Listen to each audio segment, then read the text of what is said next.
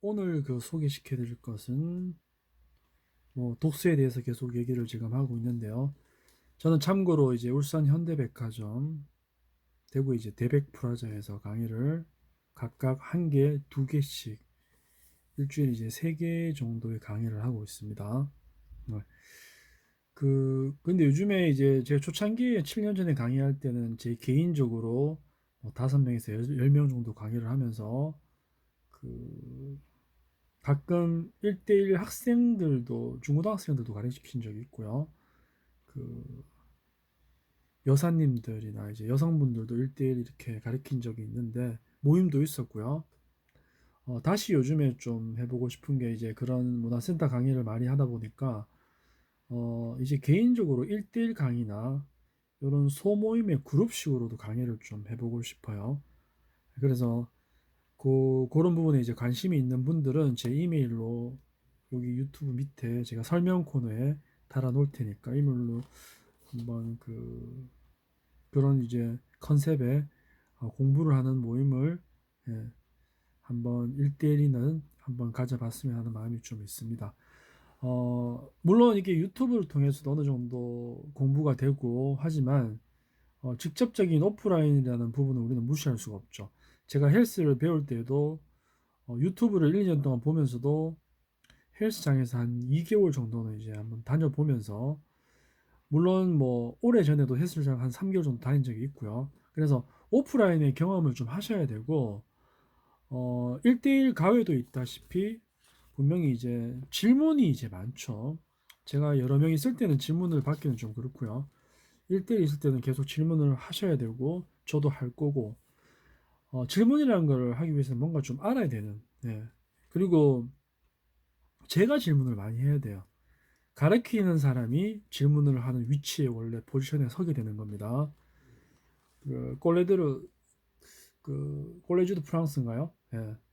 지금 발음이 자꾸 생각이 안 나는데, 꼴레주드 프랑스 같은 경우에는 예전에 푸코라든지 사르트르 이런 사람들이 국가에서 일단 월급을 받으면서 그런 대중들을 대상으로 한 강의에서, 꼴레주드 프랑스죠. 그 항상 그들이 질문을 받는 게 아니고 그들이 앞에서 가르치는 사람이 이제 질문을 했다는 것이죠. 질문하는 사람은 학생이 아니고 스승이 보통 질문을 하게 되어 있습니다. 자, 오늘 재밌는 걸 하나 보여드리면은, 요거는 이제, 예, 투토 베르디라는 베르디 모든 오페라 대략 한 27개 정도 되죠. 26, 7개 되는 오페라가 블루레이로 이렇게 있어요. 근데 이런 게 이제 예스24나 알라딘 쪽에 보면은 최근에 원래 이게 100만 원이었어요.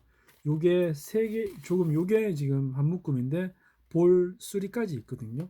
그래서 이렇게 이제 안에 어 주세페 베르디의 오베르토 초기 작품이죠. 그 다음에 가면 무도의 나부꼬, 그 다음에 이렇게 뭐죠 이거?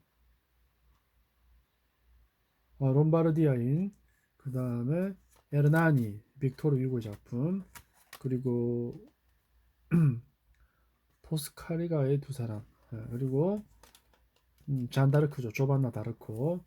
그다음에 알지라 이 오페라는 저도 모르는 오페라예요. 아틸라 이렇게 있는데, 아틸라까지도 저는 강의해 볼 정도로 베리 작품을 많이 강의를 했었는데, 이런 것들을 이렇게 영상이나 음악으로 들으면서 거의 2시간이 보통 분량이죠. 한 작품당.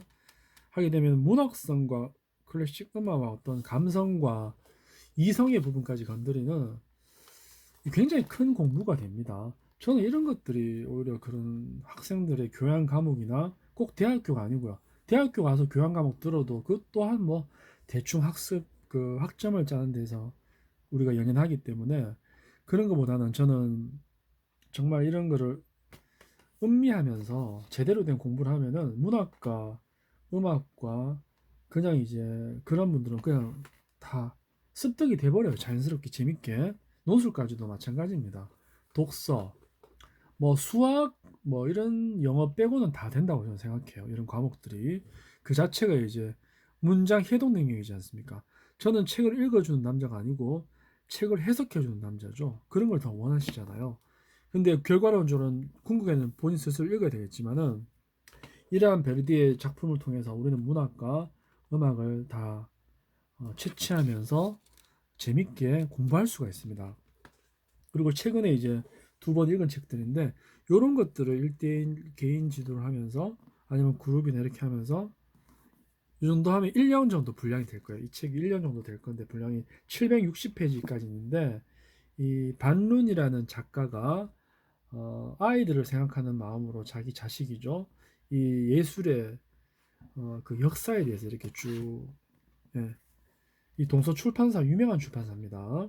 예, 동서 문화사죠. 예, 출판사라고 나오던 문화사 나왔는데 여기 세계사상전지 100위 이렇게 앞 표지 이렇게 설명이 되어 있어요.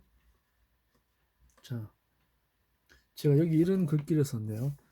너는 너의 주인이며 동시에 내 자신의 미덕의 주인이 되어야만 했다. 과거에는 미덕이 너의 주인이었다. 그러나 그 미덕은 다른 도구들과 마찬가지로 오로지 너의 도구여야 한다. 니체, 인간적인, 너무나 인간적인.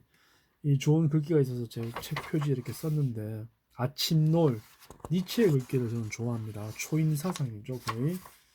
이 반론이라는 작가가 이래 보면은 이 컬러풀한 표지들도 앞부분에 이렇게 나와 있습니다. 요 그림 아시죠? 요 그림이 바로 그 피그말리온 갈라테이아, 그죠? 예.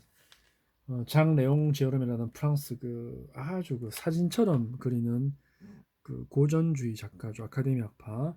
이 사람 이후에 이제 인상주의가 생겼는데 1890년 장 레옹 제롬의 그림입니다. 이 여인상을 조각하고 갈라테이아라고 불렀는데 이 여자가 이 조각상 실제로 여자가 되는 거죠. 그런 효과를 얘기하는 겁니다. 헬스할 때도 공부할 때도 이런 이제 이미지 그 상상을 많이 하면서 공부를 하게 되는데 이 예술의 역사를 보시면은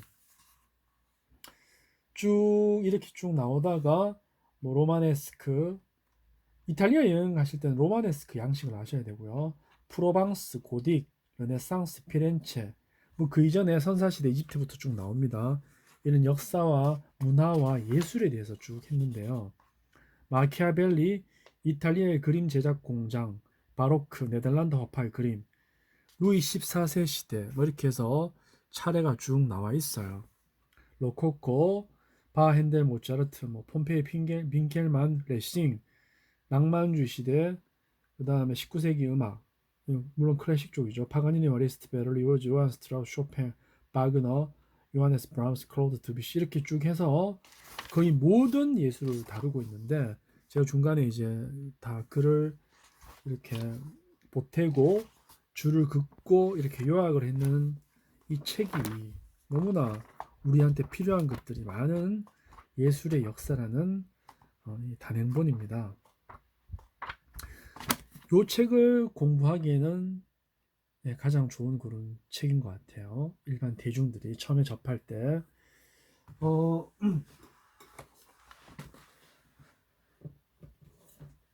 그리고 원래 이제 우리가 미술이 보통 시각적이기 때문에 쉽다라고 생각하는데 미술을 파고 들어가면은 비평적인 부분에서 해석하는 부분에서 그 시대의 철학은 일단 기본적으로 알아야 되고요. 문학, 음악 이런 사조들도 다 포함이 됩니다. 그래서 이 곰브리치 아시죠? 곰브리치 서양 미술사는 꼭 읽어야 되는 책인데 유명한 책입니다. 이 첫머리가 유명하죠. 이 책은 거의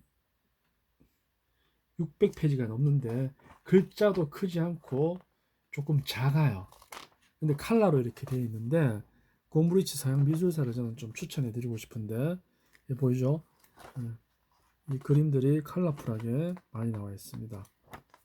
모나리자 그림이 있고요. 예, 예. 자, 이렇게 이제 그림들이 나온 책인데 이 유명한 첫 문장이 있죠. 곰브리치 서양 미술사에 바로 뭐냐면은 이 서문이 중간 앞에 있고요. 그 다음에 이제 들어갈 때 서론에서 이 말이 있습니다. 미술이라는 것은 사실상 존재하지 않는다. 미술 아트라고 여기 나와 있어요. 다만 미술가들이 있을 뿐이다.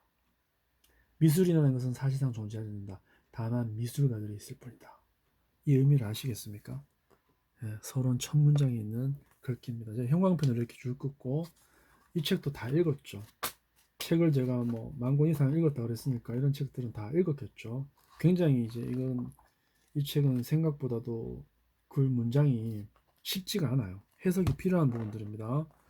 이런 미술 작품들에 대한 해석이 있는데 이 책을 꼭 다 읽으시길 바라면서 미술만 대해서 하는 게 아니고 사조뿐만 아니라 철학 뭐 그 작가에 대해서도 우리가 다 알 수 있는 것들인데 굉장히 이제 그 해석이 정확하고 정확하다기보다는 굉장히 독특하고 철학적이에요.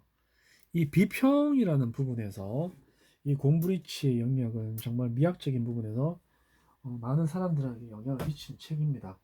저런 책들을 제가 저거는 뭐 읽으려면 1년 정도 이렇게 유튜브로 하려면 1년 정도 걸리겠죠. 근데 우리 선생님들이 아마 마음 잡고 읽으시면은 일주일 정도 될 거고요. 보통 이제 회사 다니면서 읽으면은 한 달 정도 좀 더 걸리겠네요. 일주일은 정말 압도적으로 읽어야 일주일입니다. 제가 이제 보통 무라카미 하루키 기사단장 이야기 같은 2권의 책을 하루에 한 권씩 도서관에서 10시간씩 읽어버리는 그런 경우가 있었는데 그러할 정도로 이제 집중도를 좀 요해서 읽어야 되는 책들이 곰브리치 책이고 하루키 책은 조금 독특한 부분의 책들이라서 대중들에게 인기가 많죠. 굉장히 좀 변태적인 부분도 많고 뭔가 좀 사람을 좀 데카당스하죠. 예. 그리고 이제 근친이나 뭐 또 그런 오디푸스 컴플렉스, 헤븐의 카프카 같은 부분도 있는데 하여튼 그런 하루키류의 책도 재밌게는 읽으시고 이제 저런 고전들 있죠. 반론의 예술의 역사라든지 그러한 부분과 베르디의 오페라. 베르디의 오페라가 끝나면 뭐죠? 푸치니. 그 다음에 뭐죠? 모차르트. 그 다음에 뭐 리하르트 스트라우스, 바그너 뭐 이런 식으로 이제 오페라를 공부를 하게 될 거고요. 그렇게 하면서 유럽에 딱 갔을 때 진정 유럽 여행이 되는 겁니다. 그랜드 투어가 되죠. 실제 거기 빈 국립 오페라를 가시든 코벤트 가든을 가시든 그 현장의 사람들보다 강의를 듣고 가시는 분들은 더 많은 것을 알고 가게 된 거고요. 그 모든 아리아와 서곡과 그리고 그 의와 그 배경과 그 스토리와 그 성악가들의 어떤 중요한 포인트들을 알고 그 시대의 음악을 듣는다는 것은 어떠한 지휘자와 오케스트라가 어떻게 연주를 잘하는지 못하는지까지도 우리한테 구분을 해줄 수 있는 그런 것들이죠. 자, 예를 들어서 이러한 그 다양한 분야의 미술, 비평, 철학, 예술 책들을 읽고 꼭 문학과 철학이 아니더라도 저런 식의 책을 읽는다면 다 포함되어 있겠죠. 오늘 예를 들어서 프랑스 작곡가 중에서 제가 좋아하는 베를리오즈입니다. 슈만, 멘델스존, 쇼팽이란 같은 시대의 음악가죠. 환상교향곡, 5악장 중에 2악장 바로 사랑의 왈츠, 무도의 장면인데 베를리오즈 그 자신의 얘기를 했던 그러한 표제음악가 같은 그런 곡입니다. 이 악장 마리스 얀손스의 주의로 잠시 한번 들어볼게요. 왈츠 파트입니다. 이 악장. 자, 이걸 틀어놓고 제가 좀 말씀을 드릴 건데, 자, 돌아가신 마리스 얀손스 라트비아 지휘자죠. BBC 프롬스홀에서 하프와 현의 트르몰로가 동시에 나오면서 자, 이렇게 시작합니다. 사랑한 영국 여배우에 대한 짝사랑에 대한 꿈과 환상의 그런 사랑의 선율이죠. 이 파트가 왈츠. 이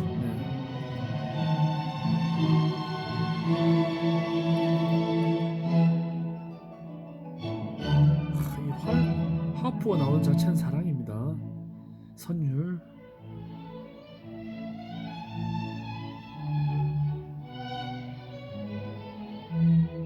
음악을 들을 때 이렇게 몸으로 느끼면서 하면은 훨씬 이해가 빠릅니다. 이 음악을 몸으로 느끼는 게 마지막 단계예요.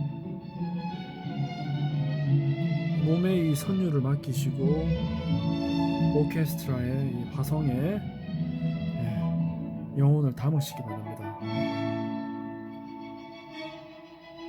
물론 저는 이런 음악을 거의 다 외우죠. 이미 나오는 음표를, 선율을 미리 예상하고 듣기 때문에 너무 좋죠. 예습이 그래서 중요한 겁니다.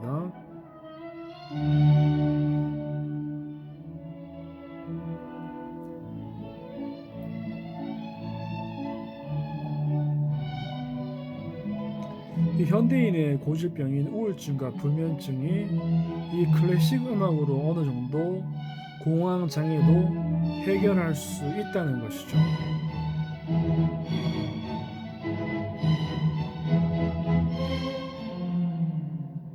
네.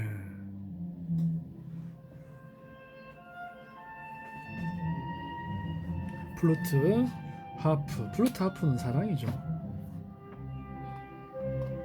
자, 마지막으로 오늘 정리해드리면 두 가지입니다. 오늘은 바로 반문의 예술의 역사. 사진들도 많고요, 그림들도 많은 이 예술의 역사.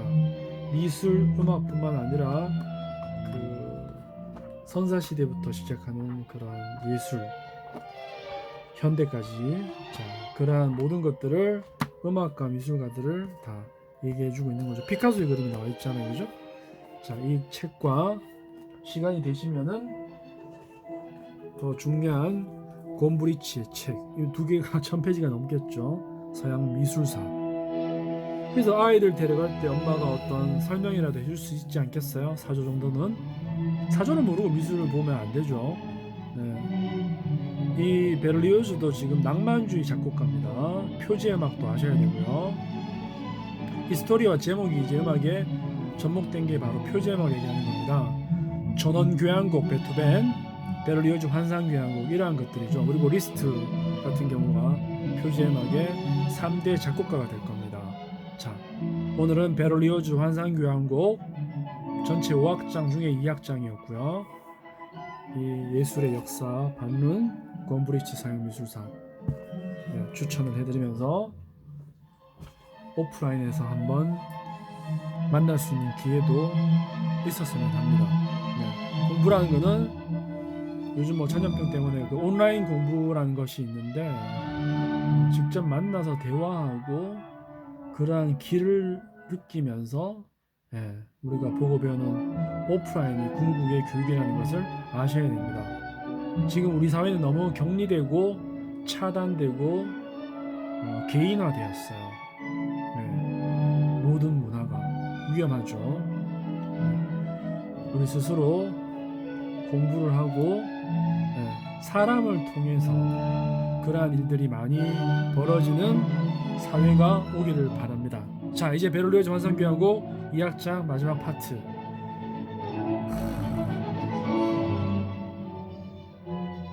바쁘게 가죠. 경쾌하고 빠릅니다. 근데 갑자기 뭔가, 자, 들어보시기 바랍니다.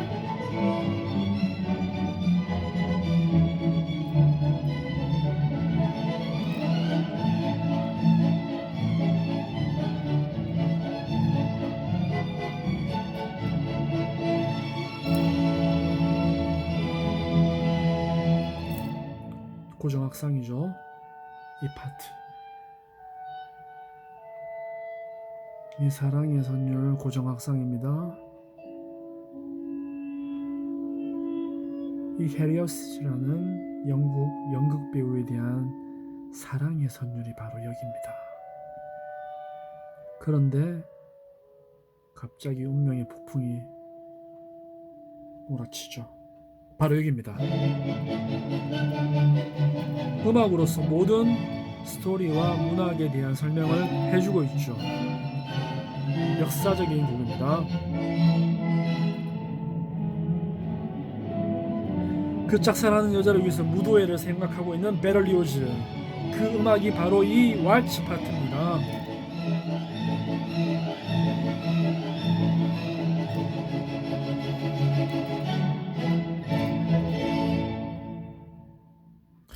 이 마리스 안 선수의 지휘.